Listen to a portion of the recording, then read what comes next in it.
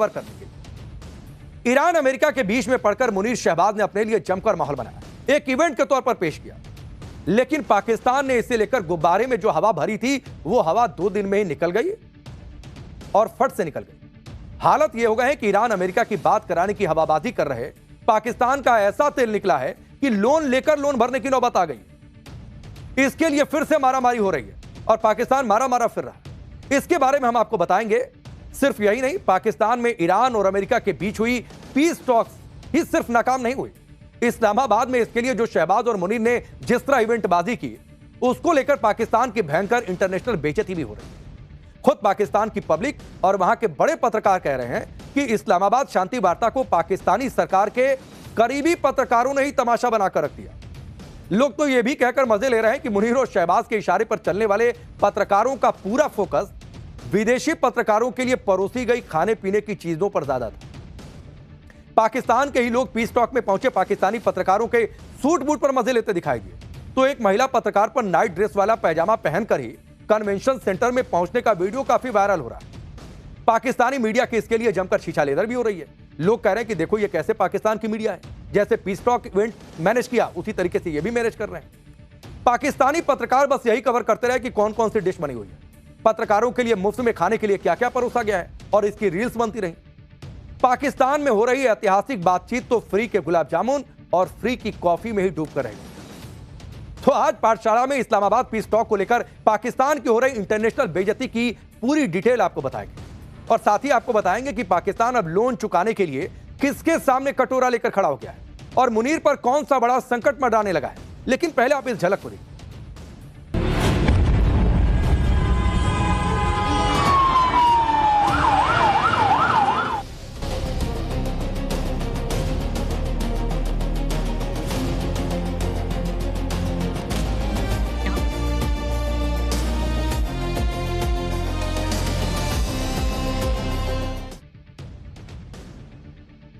तो ये ट्रेलर आपने देखा। पाकिस्तान ने दांव दरअसल बहुत बड़ा चला था और दांव ये था कि शांतिदूत बन जाए, एक ढोंग रच दे और डॉलर जमकर कमाए। लेकिन सारे अरमान धरे के धरे रह गए। भिखारी पाकिस्तान का यह दांव उल्टा पड़ गया और शांतिदूत का चश्मा उतर गया, क्योंकि जैसे ही पीस टॉक फेल हो गए फिर से शहबाज और मुनीर हाथों में भीख का कटोरा लेकर मदद मांगने के लिए निकल पड़े। पाकिस्तान ने अब अपना लोन चुकाने के लिए किसके सामने झोली फैलाई है इसके बारे में आपको आगे बताऊंगा।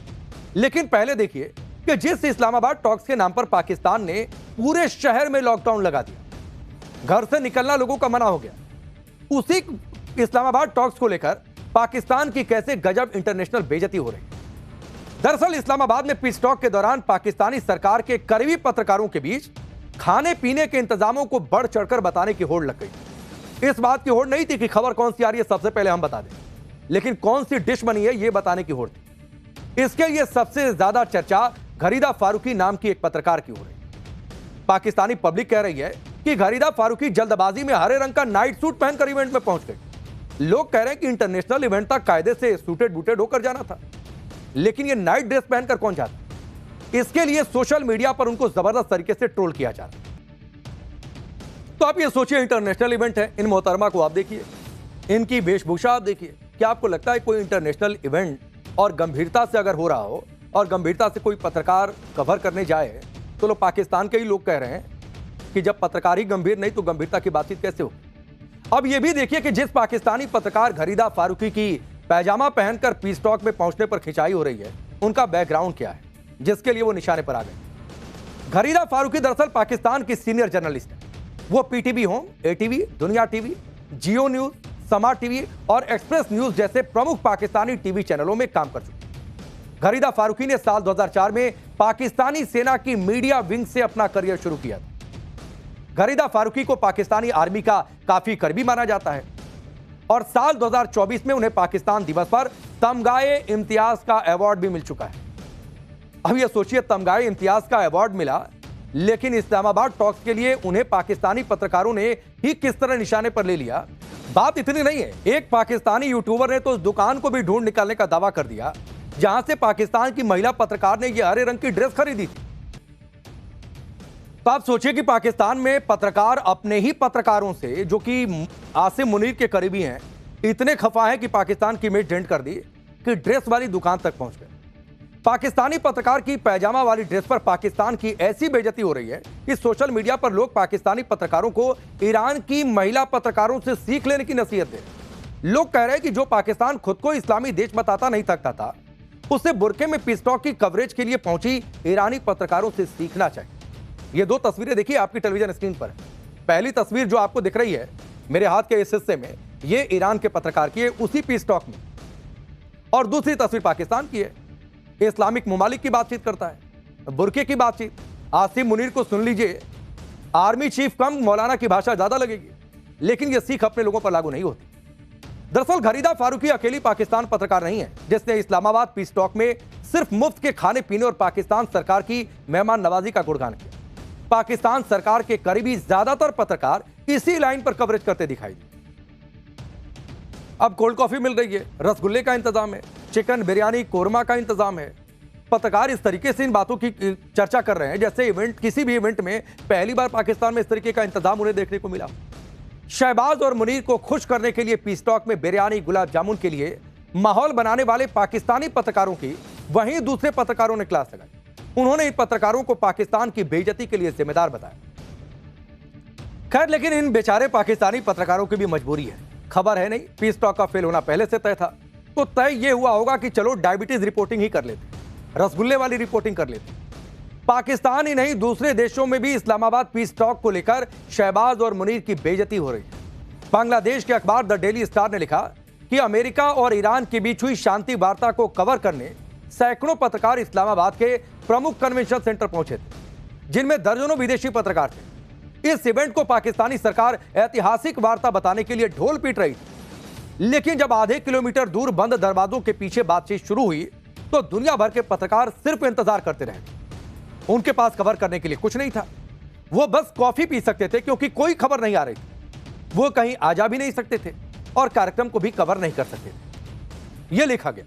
भिखारी पाकिस्तान की सच्चाई दुनिया जानती है कि ट्रंप की चापलूसी और अमेरिका की गुलामी की वजह से ईरान अमेरिका के बीच बातचीत करवाने का मौका उसे मिला, जिसे वो बढ़ा चढ़ाकर एक बड़े इवेंट के तौर पर पेश कर रहा था।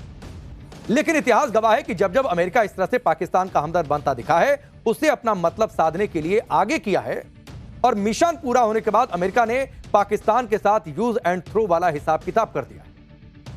अगर आप इतिहास के पन्ने पलटेंगे तो आपको पता चलेगा, कुछ पन्ने मैं पलट देता हूं। साल 1979 में तत्कालीन सोवियत संघ के अफगानिस्तान पर हमले के बाद अमेरिका ने पाकिस्तान को फ्रंट लाइन स्टेट बना दिया। पाकिस्तान के उस वक्त के आर्मी चीफ थे जियाउल हक। उन्होंने अफगान लड़ाकों को हथियार दिया, ट्रेनिंग दी और फंडिंग देने में मदद की। लेकिन फिर आया अगस्त 1988। इसमें बहावलपुर के पास जियाउल हक की प्लेन क्रैश में मौत हो गई। इस हादसे के पीछे अमेरिकी खुफिया एजेंसी CIA का नाम लिया जाता है। हालांकि इसके कोई ठोस सबूत नहीं मिले, लेकिन चर्चा होती है। इसी तरह साल 2001 में अमेरिका में हुए 9/11 आतंकी हमले के बाद अमेरिका ने पाकिस्तान के तत्कालीन राष्ट्रपति परवेज मुशर्रफ को बढ़ावा दिया, यूज करना शुरू कर दिया। अमेरिका ने पाकिस्तान को वॉर ऑन टेरर का हिस्सा बनाया। तालिबान पर एक्शन के लिए पाकिस्तान ने अमेरिका को अपने एयरबेस दिए। अलकायदा के आतंकियों को पकड़ने में अमेरिका की मदद की। बदले में अमेरिका ने पाकिस्तान को मेजर नॉन नेटो एलाई का दर्जा दिया, अरबों डॉलर की मदद की। लेकिन जब पाकिस्तान में मुशर्रफ का विरोध बढ़ा तो अमेरिका ने कन्नी काट ली। खुद मुशर्रफ को कहना पड़ा था कि अमेरिका ने पहले भी पाकिस्तान का इस्तेमाल किया और छोड़ दिया, और फिर वही काम अमेरिका कर रहा है। इस लिस्ट में जेल में बंद पाकिस्तान के पूर्व PM इमरान खान का नाम भी जुड़ गया। शुरुआत में इमरान खान के ट्रंप के साथ गर्मजोशी वाले संबंध रहे। इमरान खान ने तालिबान के साथ अमेरिका की वार्ता में मदद की, वहां भी अमेरिका ने इमरान खान को यूज किया। लेकिन बाद में यह हालात बन गए कि इमरान खान ने अपनी सरकार गिराने के लिए अमेरिका पर रिजीम चेंज की साजिश का आरोप लगा दिया। क्योंकि वो अमेरिका की सुनी नहीं रहे थे, तो फिर अमेरिका को लगा किसी काम का नहीं तो इसे हटाओ। यानी पाकिस्तान में वही टिकता है जो अमेरिका की गुलामी करता है, और तभी तक टिकता है जब तक वो गुलामी करता रहता है। और जिस दिन अमेरिका का काम निकल गया, अमेरिका उसे उठाकर फेंक देता है। पाकिस्तान इसी बात से खुश हो रहा है कि अमेरिका ईरान की बातचीत इस्लामाबाद में हो गई, लेकिन पाकिस्तान इस बात का जश्न मनाता रह गया। उधर उसके बाद एक नया कांड हो गया।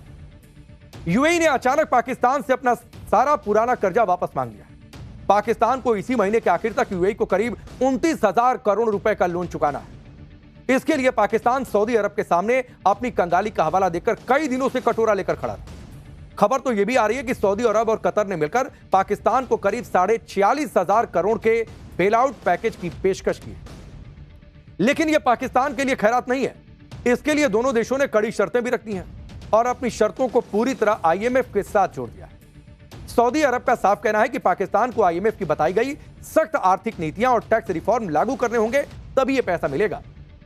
खबर तो यह भी है कि सऊदी अरब को खुश करने के लिए पाकिस्तान ने अपने 13,000 सैनिक और 18 फाइटर जेट वहां भेज दिए, जिसके बाद पाकिस्तान ईरान के निशाने पर भी आ सकता है, जिसके डर से हॉर्मुज स्ट्रेट पर जा रहे पाकिस्तान के 2 जहाजों को यू टर्न लेना पड़ा है। और सऊदी भी समझ रहा है कि जब लड़ाई चल रही थी, जब ईरान हमारे यहां टारगेट कर रहा है, तब तो सेना भेजी नहीं, फिर काहे का आप भेजे।